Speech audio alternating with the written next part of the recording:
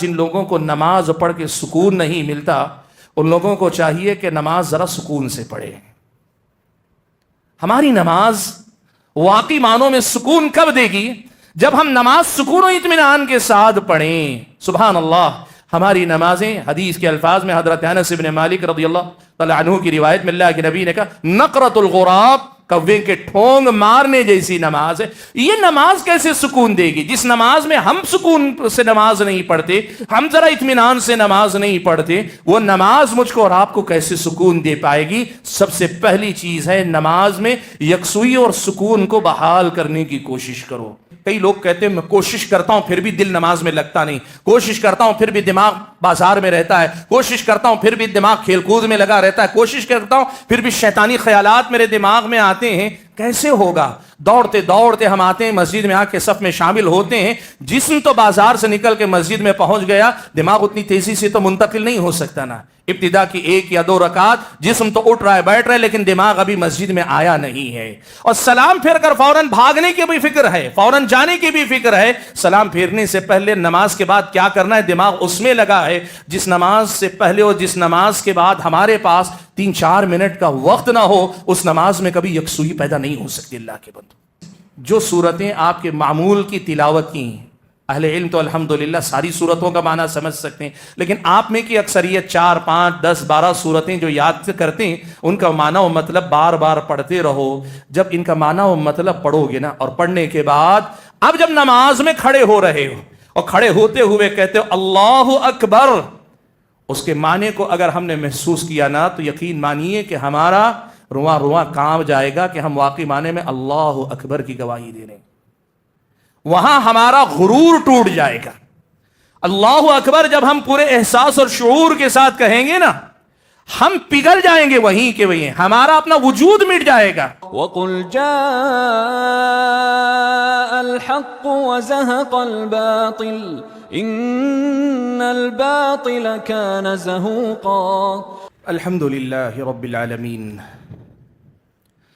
والصلاة والسلام على اشرف الانبیاء والمرسلین وعلى آلہ واصحابہ اجمعین ومن تبعهم بإحسان الى یوم الدین. یا ایہا الذین آمنوا اتقوا اللہ حق تقاته ولا تموتن الا وانتم مسلمون. یا ایہا الناس اتقوا ربکم الذی خلقکم من نفس واحدہ وخلق منها زوجها وبث منهما رجالا كثيرا ونساء واتقوا الله الذي تساءلون به والأرحام إن الله كان عليكم رقيبا. يا أيها الذين آمنوا اتقوا الله وقولوا قولا سديدا يصلح لكم أعمالكم ويغفر لكم ذنوبكم ومن يطع الله ورسوله فقد فاز فوزا عظيما. أما بعد فأعوذ بالله من الشيطان الرجيم. بسم الله الرحمن الرحيم. الذين آمنوا وتطمئن قلوبهم بذكر الله ألا بذكر الله تطمئن القلوب. معزز علماء کرام، بزرگوں، نوجوان بھائیوں اور پردہ نشین خواتین اسلام، اللہ رب الجلال ہم سب کا تنہا خالق، تنہا مالک اور ہم سبھی کا تنہا معبود برحق، ہر قسم کی تعریف و توصیف، ہر طرح کی حمد و ثنا، اور میری اور آپ سبھی حضرات اور خواتین کی ہر ایک عبادت، ہماری اور آپ کی ہر ایک ریاضت اور بندگی کا اکیلا اور تنہا مستحق رب ہے، معبود برحق ہے، جس کی بندگی میری اور آپ کی زندگی کا مقصد ہے، اور جس کی بندگی میں ہماری زندگی کا گزرنا ہمارا سب سے بڑا کمال، سب سے بڑا کارنامہ اور دنیا اور آخرت کا سب سے قیمتی سرمایہ ہے. حضرات گرامی قدر، آج کی یہ جو مجلس ہے اللہ تبارک و تعالیٰ کی ان نعمتوں میں سے ایک نعمت ہے جس پر ہم سب کو اللہ تبارک و تعالیٰ کا شکر ادا کرنا چاہیے. اس لیے کہ اللہ تعالیٰ اگر نبوی وراثت یعنی علم کے حصول کے لیے اگر خود اس کے اپنے گھر میں اکٹھا فرما دے تو یہ بڑی بابرکت مجلس ہوا کرتی.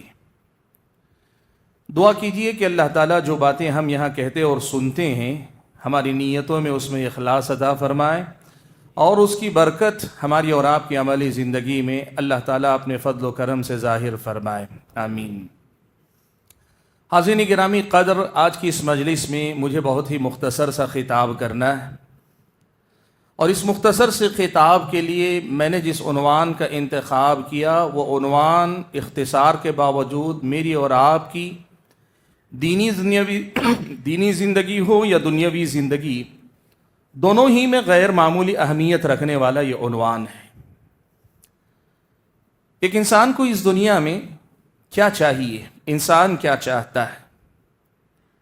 آخرت میں جنت چاہتا ہے، جنت کی نعمتیں چاہتا ہے، جنت کا سکون و اطمینان چاہتا ہے، جہنم کے عذاب سے چھٹکارا پانا چاہتا ہے.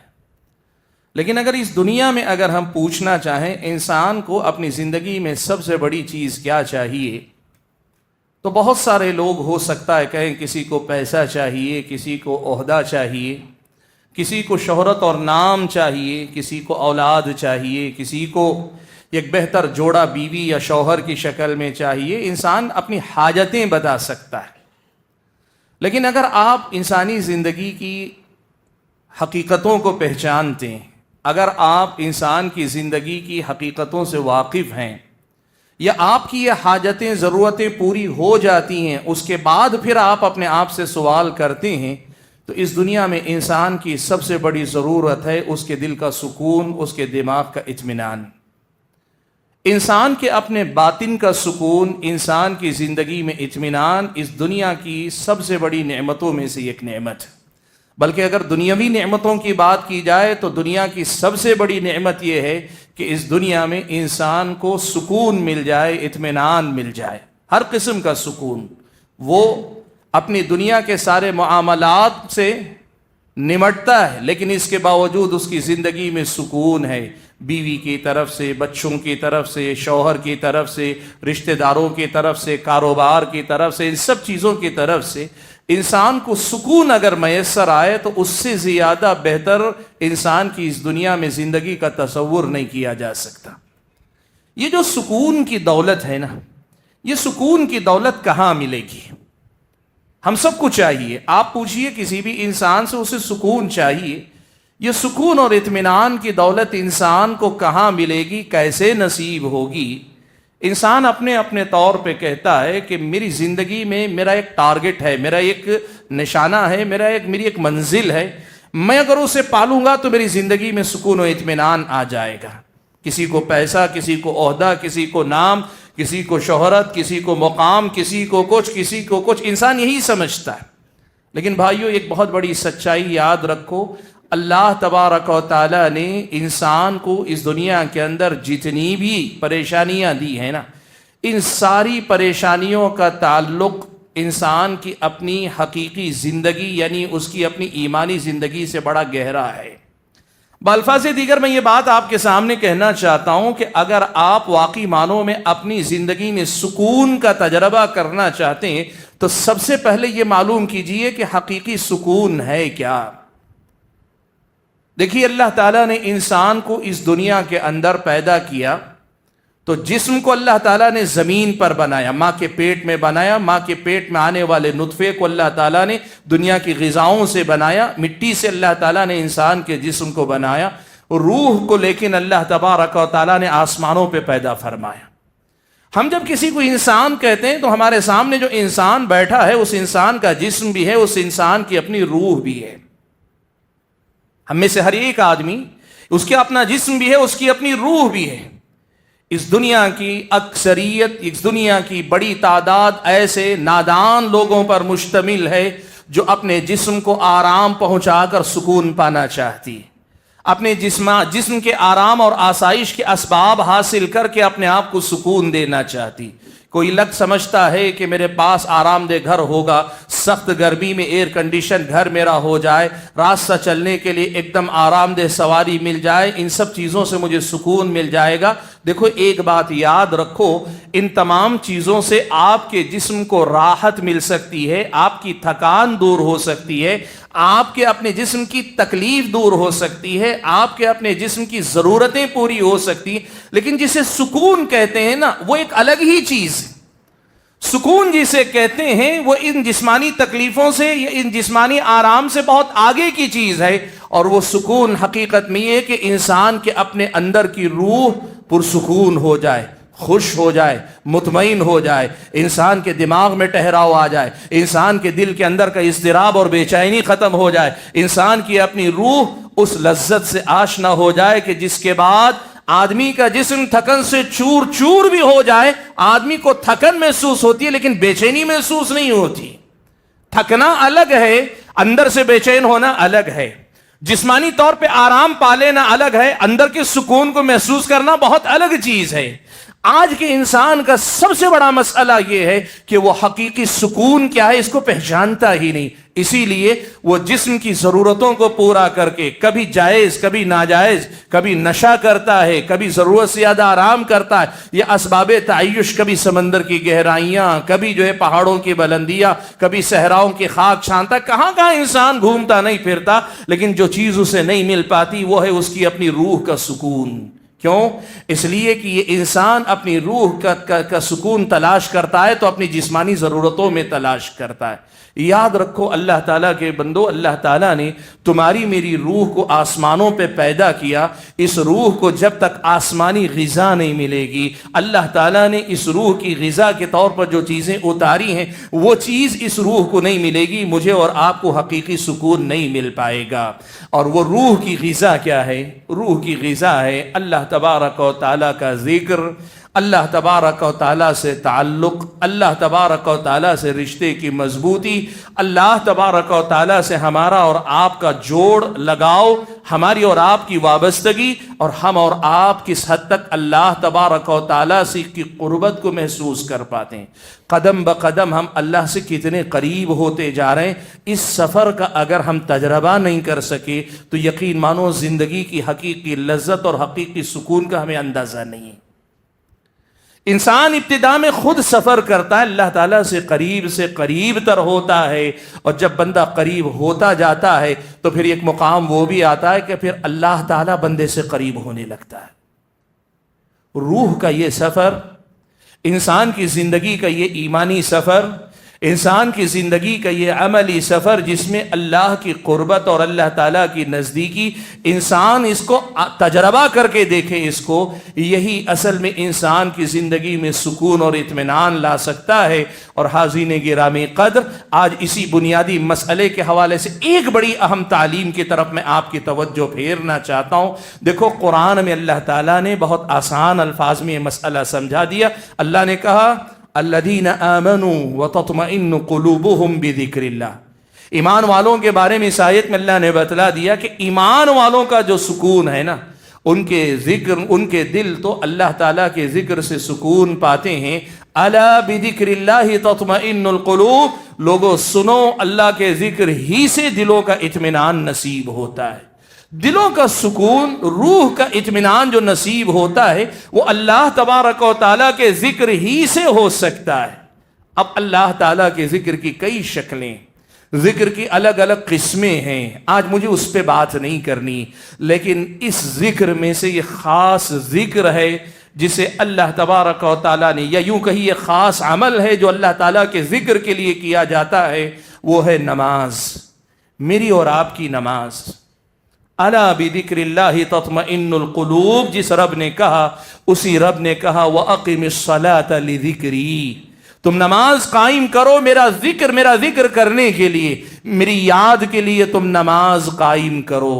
حاضرین گرامی قدر، یہ جو نماز ہے نا، ہم کہتے ہیں یہ اسلام کا پہلا رکن ہے کلمے کے بعد، 4 بنیادی جو ارکان کلمے کے بعد ہیں ان میں پہلا رکن نماز ہم کہتے ہیں۔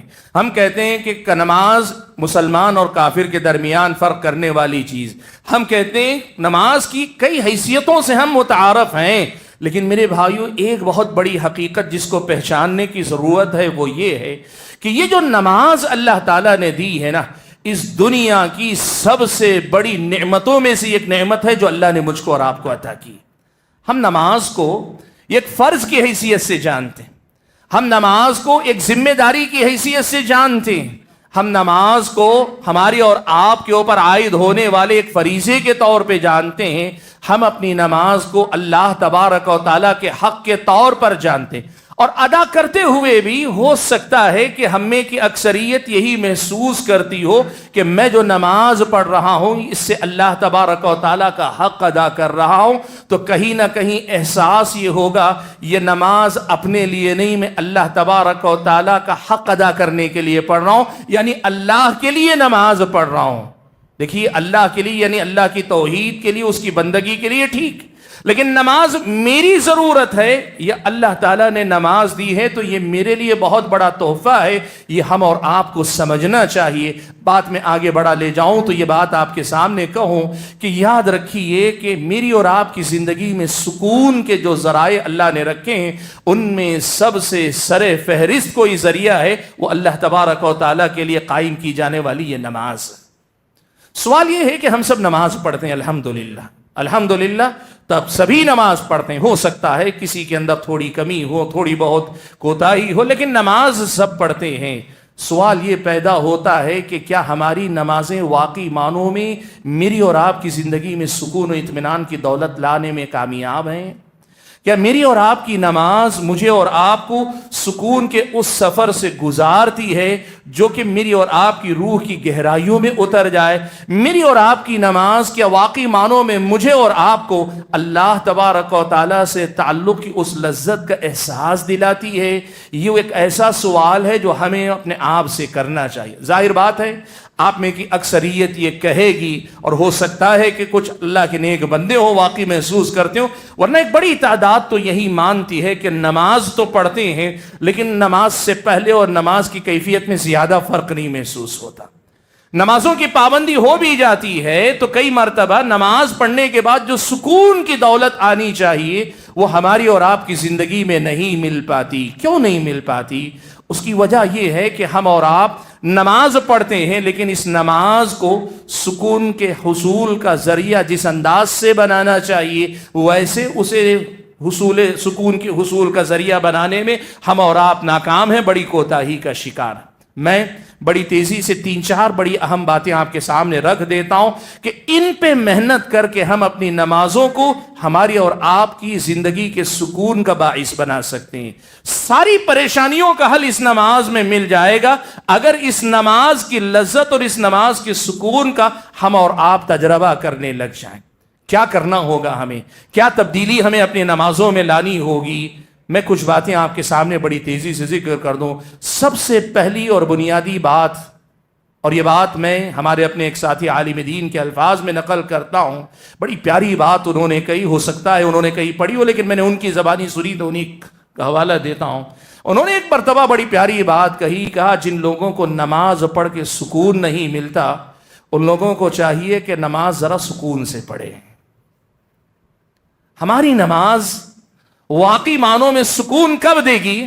جب ہم نماز سکون و اطمینان کے ساتھ پڑھیں۔ سبحان اللہ، ہماری نمازیں حدیث کے الفاظ میں حضرت انس بن مالک رضی اللہ تعالی عنہ کی روایت میں اللہ کے نبی نے کہا نقرۃ الغراب، کوے کے ٹھونگ مارنے جیسی نماز ہے۔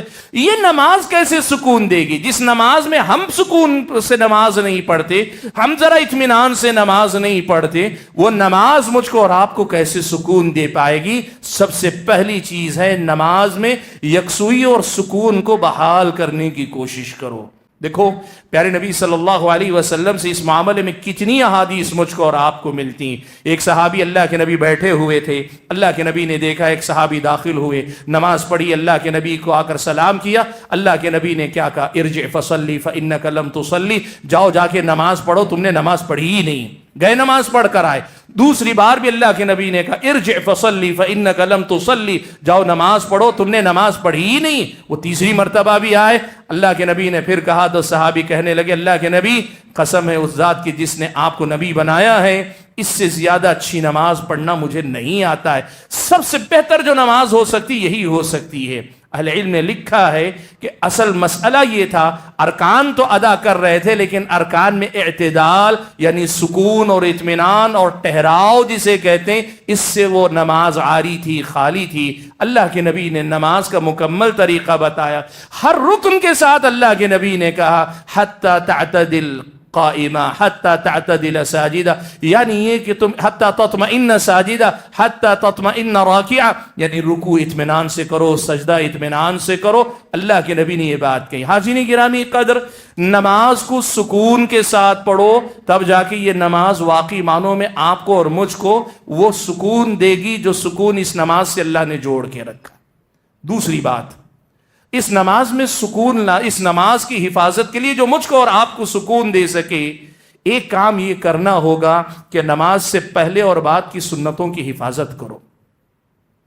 دیکھو، نماز سے پہلے اور بعد کی سنتیں، یہ سنتیں ہیں، ان کا اجر ہے، ان کی فضیلت ہے اور ان کے فوائد بہت سارے ہیں، لیکن ساری کی بات نہیں. ان میں سے صرف ایک پہلو میں آپ کے سامنے ذکر کر رہا ہوں. ہمارا مسئلہ یہ ہے، کئی لوگ کہتے ہیں میں کوشش کرتا ہوں پھر بھی دل نماز میں لگتا نہیں، کوشش کرتا ہوں پھر بھی دماغ بازار میں رہتا ہے، کوشش کرتا ہوں پھر بھی دماغ کھیل کود میں لگا رہتا ہے، کوشش کرتا ہوں پھر بھی شیطانی خیالات میرے دماغ میں آتے ہیں. کیسے ہوگا؟ دوڑتے دوڑتے ہم آتے ہیں مسجد میں، آ کے صف میں شامل ہوتے ہیں، جسم تو بازار سے نکل کے مسجد میں پہنچ گیا، دماغ اتنی تیزی سے تو منتقل نہیں ہو سکتا نا. ابتدا کی 1 یا 2 رکعت جسم تو اٹھ رہا ہے، بیٹھ رہا ہے، لیکن دماغ ابھی مسجد میں آیا نہیں ہے. اور سلام پھیر کر فوراً بھاگنے کی بھی فکر ہے، فوراً جانے کی بھی فکر ہے. سلام پھیرنے سے پہلے نماز کے بعد کیا کرنا ہے، دماغ اس میں لگا ہے. جس نماز سے پہلے اور جس نماز کے بعد ہمارے پاس 3-4 منٹ کا وقت نہ ہو، اس نماز میں کبھی یکسوئی پیدا نہیں ہو سکتی. اللہ کے بندو، دیکھو، اللہ کے نبی صلی اللہ علیہ وسلم نے نمازوں سے پہلے اور بعد میں جو سنتیں مشروع اور مسنون قرار دی ہیں نا، ان کا ایک بہت بڑا فائدہ یہ ہے، آپ اب پہلے آ جاتے ہیں، 2 رکعت یا 4 رکعت سنت پڑھتے ہیں، اور پڑھنے کے بعد آپ اطمینان سے تھوڑی دیر بیٹھتے ہیں، اور اس کے بعد فرض نماز کے لیے باجماعت کھڑے ہوتے ہیں نا. آزما کر دیکھ لو، ایسی نماز میں جو یکسوئی، جو اطمینان، جو ٹھہراؤ اور شیطانی خیالات، پراگندہ خیالی سے جتنی آپ کو آسانی سے چھٹکارا ملے گا، وہ بغیر سنتوں والی نماز میں آپ کو نہیں مل سکتا ہے. اس نماز کو مؤثر بنانے کے لیے، اپنی زندگی میں تبدیلی لانے والی نماز اور سکون دلانے والی نماز بنانے کے لیے پہلے اور بعد کی سنتوں کی حفاظت کرو. تیسری بات جو آج آپ کے سامنے ذکر کرنا چاہتا ہوں وہ یہ کہ بھائیو، اس نماز میں دل لگنے کے لیے اور اس کے سکون کا تجربہ کرنے کے لیے ہم اور آپ کو 3 چیزوں پر ایک ساتھ محنت کرنی ہوگی، ایک کے بعد ایک کے بعد ایک کے بعد. سب سے پہلے اس نماز میں ہم مختلف الفاظ ادا کرتے ہیں، تکبیرات، مختلف تکبیرات. ہم اللہ اکبر اقامت سے شروع کیجئے، تکبیر تحریمہ سے نماز کی شروعات ہوتی ہے، سلام پھیرنے تک جو کلمات ہم کہتے ہیں. ایک دوسرے نمبر پر ان نمازوں میں جو دعائیں ہم پڑھتے ہیں، دعائیں جو پڑھتے ہیں، چاہے وہ ثنا ہو ابتدا میں، یا پھر یہ کہ رکوع کی دعائیں ہوں، سجدے کی دعائیں ہوں، قاعدے میں بیٹھ کر پڑھی جانے والی دعائیں ہوں، تشہد کی دعائیں ہوں، یہ دعائیں یاد کرنا. اور دعائیں یاد کرنے کے بعد ایک دم سے نہیں ہوگا، لیکن تھوڑا تھوڑا کر کے ایک ایک دعا کا معنی یاد کر لو. یہ 2. اور تیسری چیز، جو صورتیں آپ کے معمول کی تلاوت کی ہیں، اہل علم تو الحمدللہ ساری صورتوں کا معنی سمجھ سکتے ہیں، لیکن آپ میں کی اکثریت 4, 5, 10, 12 صورتیں جو یاد کرتے ہیں، ان کا معنی و مطلب بار بار پڑھتے رہو. جب ان کا معنی و مطلب پڑھو گے نا، اور پڑھنے کے بعد اب جب نماز میں کھڑے ہو رہے ہو اور کھڑے ہوتے ہوئے کہتے ہو اللہ اکبر، اس کے معنی کو اگر ہم نے محسوس کیا نا، تو یقین مانیے کہ ہمارا رواں رواں کام جائے گا کہ ہم واقعی معنی میں اللہ اکبر کی گواہی دے لیں.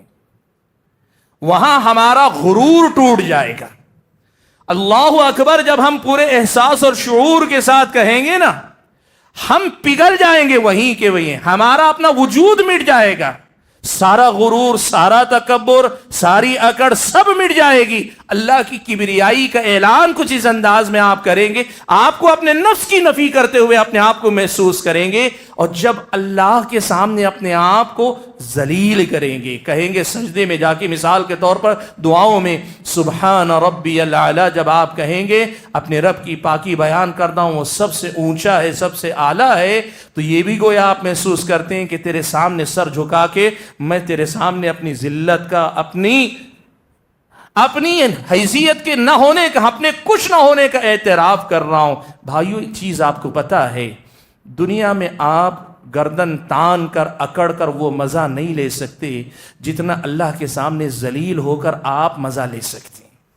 اللہ کے سامنے اپنی پیشانی رگڑ کر، اللہ کے سامنے اپنے آپ کو عاجز بنا کر، اللہ کے سامنے اپنے آپ کو ذلیل کر کے آپ اپنے آپ کی روح کو جو سکون دے سکتے ہیں نا، جو مزہ، جو لذت اپنے نفس کی نفی وہاں کرنے میں ہے نا، دنیا کی کسی بادشاہت میں نہیں، اللہ کی قسم کسی بلندی میں وہ مزہ نہیں ہے جو اللہ کے سامنے جا کر اپنی پستی کے اعتراف کرنے میں ہے۔ اللہ کے بندو، جس دن وہ نماز ہمیں نصیب ہوگی نا، اس دن ہماری روح کے سکون کا تجربہ ہمیں ہوگا، اس دن اللہ تعالیٰ کی قربت کا ہمیں احساس ہوگا، اس دن کی نماز ہماری زندگیوں کو بدلنے والی نماز بنے گی، وہ نماز جو مجھے اور آپ کو احساس دلائے، وہ ایک سجدہ جسے تو گراں سمجھتا ہے، 1000 سجدوں سے دیتا ہے آدمی کو نجات۔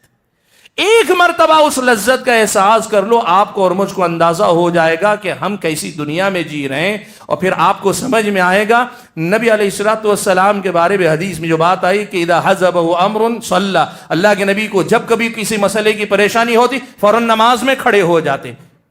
کیوں کھڑے ہوتے تھے؟ نماز میں کیوں کھڑے ہو جاتے تھے؟ اس لیے کہ جو یہاں سکون ملتا ہے نا، یہ سکون، یہ اطمینان دنیا کے سارے غم بھلا دیتا ہے، دنیا کی ساری تکلیفوں کو بھلا دیتا ہے، اگر واقعی معنوں میں ہم اس کا تجربہ کرنے لگ جائیں۔ پیارے نبی صلی اللہ علیہ وسلم، سنن کی روایت، ابو داؤد کی روایت میں حضرت بلال کے بارے میں کہ اللہ کے نبی صلی اللہ علیہ وسلم کہتے تھے کہ اقم الصلاۃ یا بلال ارحنا بہا، اے بلال نماز کے لیے اذان کہو یا اقامت کہو اور اس کے ذریعے مجھے راحت پہنچاؤ۔ نماز راحت ہے، سکون ہے اللہ کے بندو۔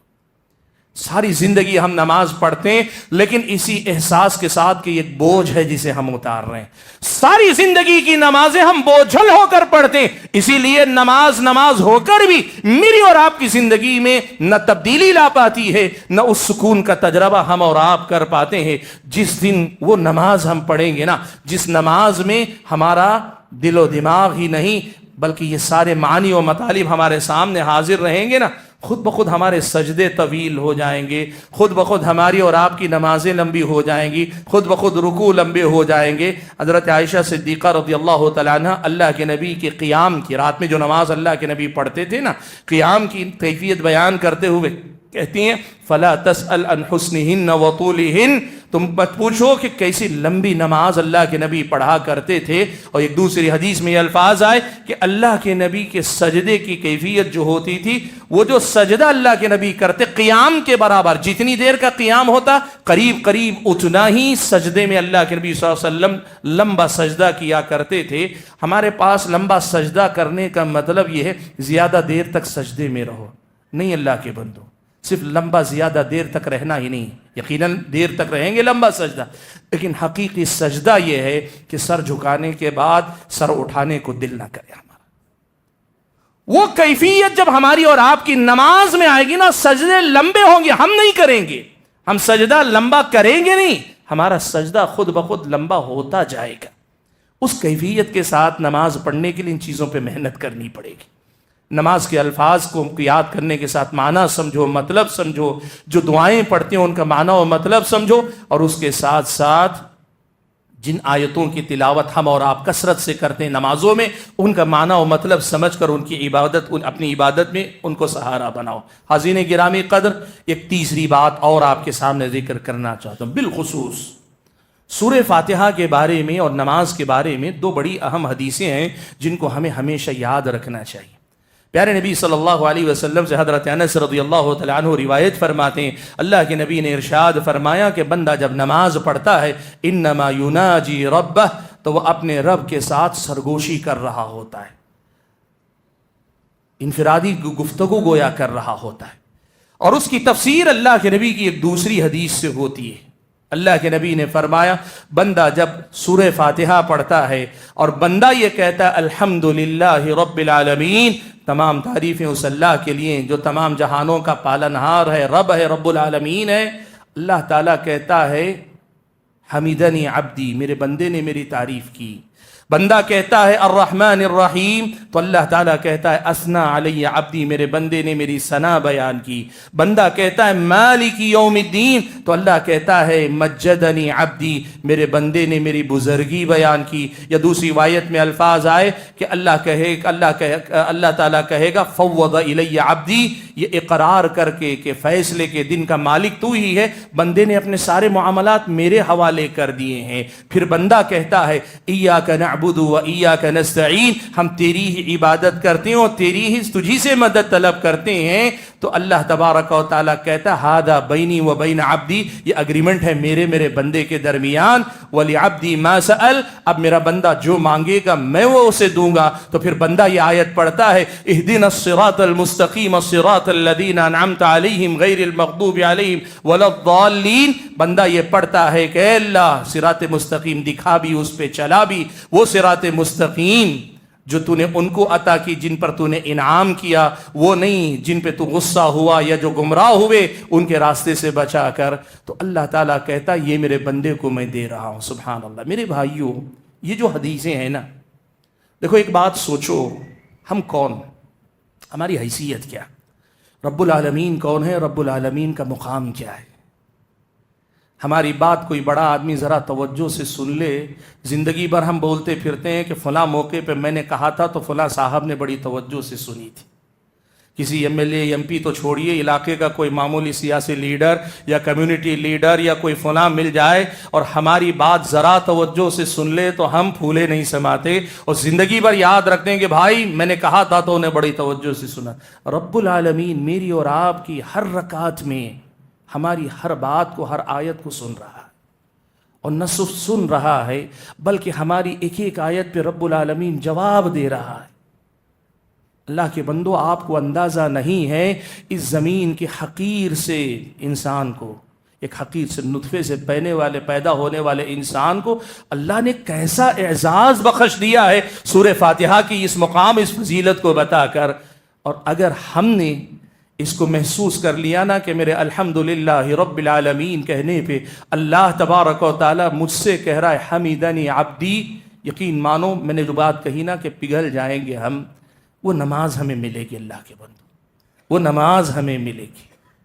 واقعی معنوں میں ہمیں اپنی نماز کو اس قدر سدھارنے سنوارنے کی ضرورت ہے کہ جس میں ہمارے الفاظ ہماری زبان سے بعد میں نکلیں، ہماری روح کی پکار سب سے پہلے بن جائے، وہ اندر سے آواز نکلے، وہ ایک ایک لفظ جو نکلے اس شعور اور احساس کے ساتھ نکلے۔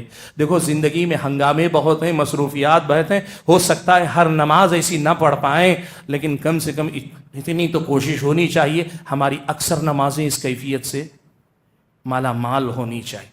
جس دن یہ نماز ہم اور آپ کو مل جائے گی نا، یقین مانو اللہ تعالیٰ بہت بڑا انقلاب میری اور آپ کی زندگی میں دکھائے گا، اور ایسا مزہ پھر دنیا کا کوئی غم نہیں لگے گا، دنیا کی کوئی محرومی نہیں لگے گی، اور دنیا کی بڑی سے بڑی مصیبت، آزمائش، تکلیف، وہ تکلیف ہو کر بھی وقتی تکلیف لگے گی، ہلکی لگے گی، معمولی لگے گی۔ آج ہمارا مسئلہ کیا ہے پتہ ہے؟ ہمارا اللہ تعالیٰ سے تعلق وہ نہیں ہے۔ نبی علیہ الصلوۃ والسلام نے احسان کا درجہ بتاتے ہوئے کہا تھا نا کہ عبادت کرو تو ایسے جو تم اللہ کو دیکھ رہے ہو، کأنک تراہ، تم ایسے اللہ کی عبادت کرو جیسے تم اللہ کو اپنی آنکھوں سے دیکھ رہے ہو۔ اور اگر فإن لم تکن تراہ، اگر اللہ تعالیٰ کو دیکھ نہیں پا رہے ہو، اتنا تو محسوس کر ہی سکتے ہو کہ رب تمہیں دیکھ رہا ہے۔ اس نماز کو اس کیفیت کے ساتھ پڑھو۔ ہمارا مسئلہ یہ ہے کہ یا تو شرک میں مبتلا ہو کر ہم نے اللہ اور اپنے درمیان اتنے واسطے کھڑے کر لیے، اور نماز میں بھی کھڑے ہو کر بندہ اپنے پیر فقیر کو یاد کرتا ہے۔ کیسے وہ نماز اس کی زندگی کو بدل پائے گی جب اللہ کے سامنے کھڑے ہو کر اللہ سے ہم کلام ہو کر بھی پیر فقیر کو بیچ میں گھسائے رہے؟ تو کیسے نماز تبدیلی لائے گی؟ آپ مجھے بتاؤ اللہ کے بندوں۔ اور اگر شرک سے پاک ہے لیکن دنیا کی محبت، دنیا کے فتنوں میں مبتلا ہے، اور نماز میں تو کھڑا ہے لیکن اس کا دل کہیں اور سیر کر رہا ہے، تو سوچو اللہ تبارک و تعالیٰ کو کیا پڑی ہے؟ ضرورت تمہاری ہے، تم اللہ کے سامنے کھڑے ہو کر بھی غافل ہو تو اللہ کو کیا پڑی ہے کہ اللہ تم پہ توجہ دے، اللہ تمہیں جواب دے۔ اللہ کے بندو اس کیفیت کو سمجھو۔ اقبال نے جو بات کہی نا، جو میں سر بسجدہ ہوا کبھی تو زمین سے آنے لگی صدا، جو میں سر بسجدہ ہوا کبھی تو زمین سے آنے لگی صدا، تیرا دل تو ہے صنم آشنا، تجھے کیا ملے گا نماز میں؟ میرے بھائیو، آج ہمیں اپنی نمازوں کی کیفیت کو بدلنا چاہیے۔ جس دن یہ کیفیت ہماری نمازوں کی بدلنے لگے گی نا، اور میں بتاؤں آسان نہیں، پہلے مرحلے میں نہیں ہوگا، ہم اس قدر زیادہ جو ہے وہ سکون سے عاری، وہ غفلت والی، وہ جو دنیا کی مشغولیتوں مصروفیتوں والی اور زندگی کے مسائل میں الجھی ہوئی نماز کے عادی ہو گئے کہ اس نماز کے لیے ہمیں مجاہدہ کرنا پڑے گا۔ لیکن کرو اللہ کے بندو، جس دن اس نماز کا تجربہ ہو جائے گا نا، اس دن پتا چلے گا کہ ایک ایک سجدہ بھی اللہ کی کتنی بڑی نعمت ہے، ایک ایک سجدہ بھی اللہ کے سامنے کتنی بڑی دولت ہے، اس کا احساس ہوگا۔ وقت میں لینا نہیں چاہتا، صرف ایک واقعہ سنا کر بات ختم کر لوں۔ غزوہ بنی المصطلق کا بڑا مشہور واقعہ ہے۔ اللہ کے نبی صلی اللہ علیہ وسلم جنگ کے لیے نکلے ہوئے تھے، ایک جگہ پڑاؤ ڈالا گیا، دشمن کے حملہ کرنے کا ڈر تھا، تو اللہ کے نبی نے لشکر کو تو سونے کا حکم دیا، لیکن کچھ صحابہ کی ذمہ داری لگا دی کہ جاگ کر نگرانی کرتے رہو، دشمن یہ دیکھے گا کہ سب سو چکے ہیں تو حملہ کرے گا، لیکن اگر اکا دکا لوگ بھی جاگ رہے ہیں تو شیطان حملہ نہیں کرے گا۔ باری لگا دی، ایک باری حضرت عمار ابن یاسر اور حضرت عباد ابن بشر رضی اللہ تعالیٰ عنہ کی، دونوں کی باری لگ گئی رات میں۔ حضرت عباد ابن بشر نے حضرت عمار سے کہا آپ سو لیں، میں جاگتا رہوں گا، پھر اس کے بعد میں سو جاؤں گا آپ کو جگا کر، آپ جاگتے رہیں میں آرام کر لوں گا۔ اب حضرت عباد ابن بشر نے عمار ابن یاسر کو سلا دیا۔ نماز سوچے اب جاگنا ہی ہے تو ایسے ہی بیکار جاگنے سے اچھا ہے نماز بھی پڑھتا رہوں، پہرا کا پہرا بھی ہو جائے گا، اللہ کی عبادت نماز بھی ہو جائے گی۔ نماز پڑھنے لگے اور نماز میں کھڑے ہوئے ہیں، دشمن نے دور سے دیکھا کہ سارا لشکر سویا ہوا ہے، ایک اکیلا آدمی جاگ رہا ہے، اس اکیلے آدمی کو گرا لیں گے، یہ اگر مارا جائے گا پورے لشکر پہ حملہ کرنے کا موقع مل جائے گا۔ اس نے تیر چلایا، نماز کی حالت میں حضرت عباد ابن بشر کو تیر لگا، نماز کی حالت میں ہی تیر نکال کر پھینک دیتے ہیں اور نماز جاری رکھتے ہیں۔ دوسرا تیر لگتا ہے تھوڑی دیر میں، پھر وہ تیر نکال کے پھینک دیتے ہیں، نماز جاری رکھتے ہیں۔ ظاہر بات ہے تیر کا زخم لگنے کے بعد تیر نکالا ہے تو اس سے خون بہ رہا ہے۔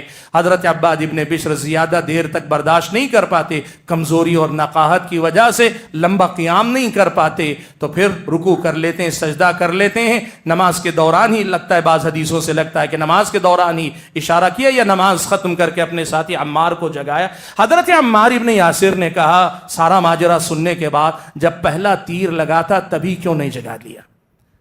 جب پہلا تیر لگا تھا تبھی کیوں نہیں جگا لیا؟ حضرت عباد ابن بشر نے کہا نماز میں تھا اور قرآن کی ایک ایسی سورت پڑھ رہا تھا کہ دل نہیں چاہ رہا تھا کہ وہ چھوڑ کر اپنی نماز سے میں ادھر آ جاؤں۔ بھائیو سوچو وہ کیسی نماز ہوگی کہ جس میں تیر لگ کر آدمی کے جسم سے خون بہ رہا ہے، جس کی تکلیف بھی ہے، لیکن اس تکلیف پر اس نماز کی، اس قرآن کی تلاوت کی لذت غالب ہے۔ وہ سکون کیا ہوگا جو اس تکلیف پہ غالب آتا ہوگا، وہ اطمینان کیا ہوگا جو اس تکلیف پہ غالب آتا ہوگا۔